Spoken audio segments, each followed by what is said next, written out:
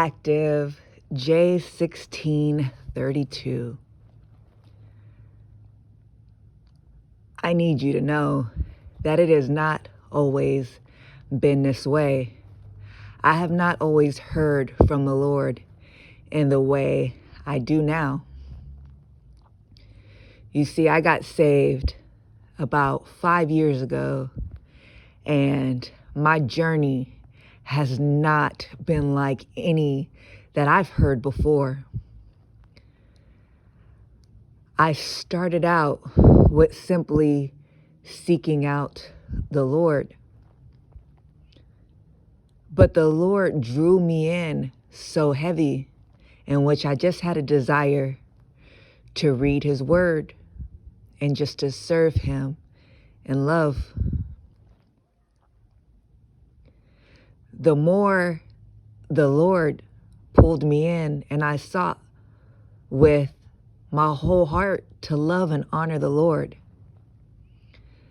the harder my natural life became.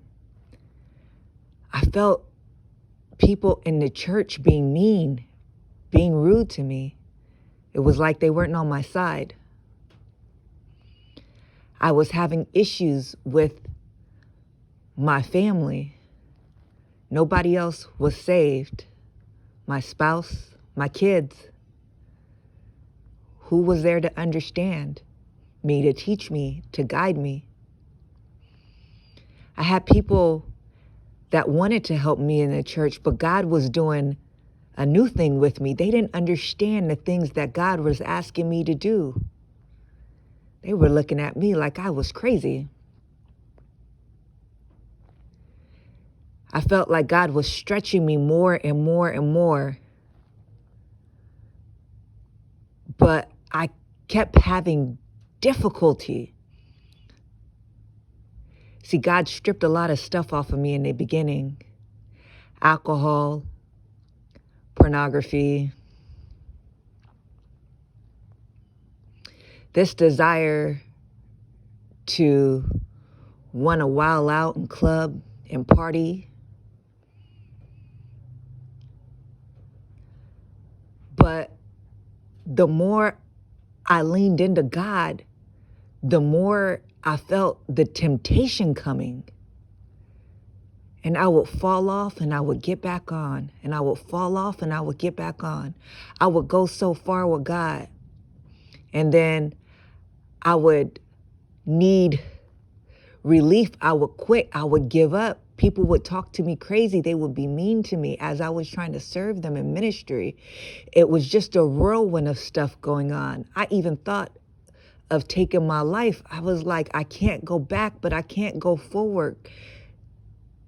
God has something for me and I need to lean into it. And he's moving me into it, but I can't take the weight of it with all of these people and all of this temptation and all of this stuff.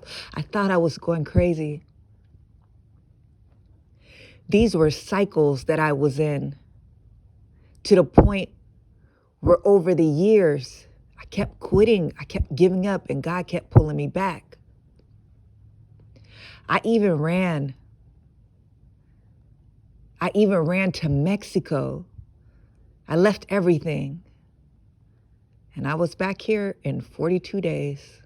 God said no. Adultery, alcoholism, partying, not caring, being so devoted to God, head coverings. It was this endless cycle until God said, enough. I need you to give me all of you. By his grace, I surrendered to him, and he started opening up himself in new ways. He started drawing me unto him, to where I developed consistency, routine, a hunger and a thirst. And I decided what I really wanted was to hear from God, to be in relationship with God, to have God and God alone. See, I struggled with all those things as a Christian.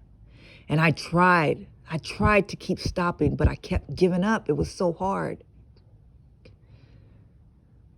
See, when it's God's time, it's God's time. He said, I'm ready to use you. He sent me through processing. He taught me how to hear his voice. He graced me to surrender, to give him more time so that he could speak to me and deal with me. This happened over months and months and months. He taught me, he trained me, he healed me, he restored me. This was process. I said, God, why did you wait so long to call me? He said, because I want you to exhaust all of life, because I know one day I'd ask for it.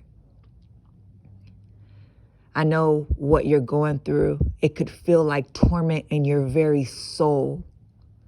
You just don't know what to do. People don't understand sometimes the chaos happening in your very soul.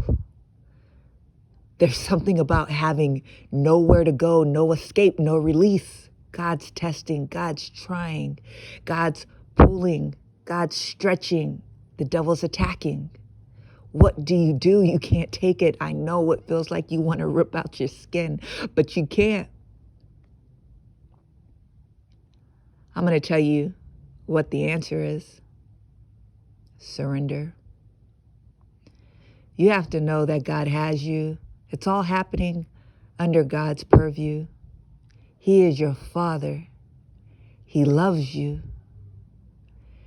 See, these things have to burn off of you to the point where you decide you won't go back. You have to hunger and thirst for God and seek him like you never did before. You have to be so determined and so persistent to break cycles that nothing stops you, nothing comes against you. But most importantly, you have to know it's not up to you and you alone.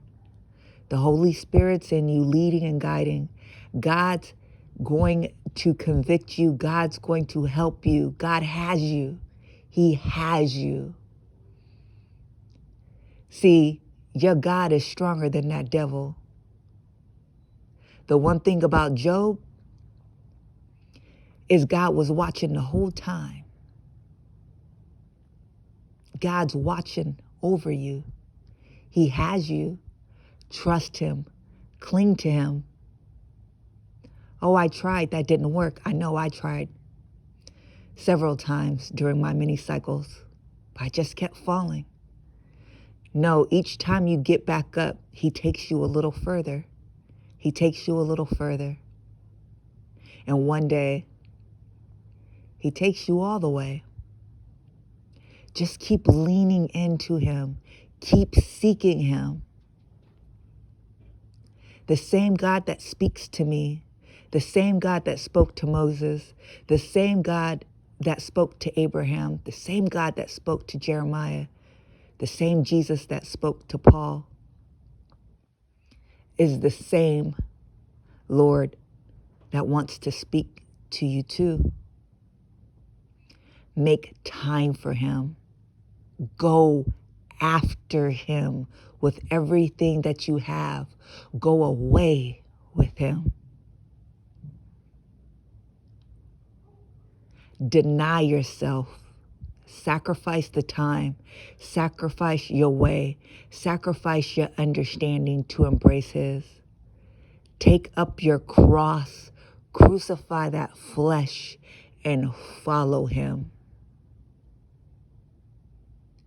My story is not about what I can do at all.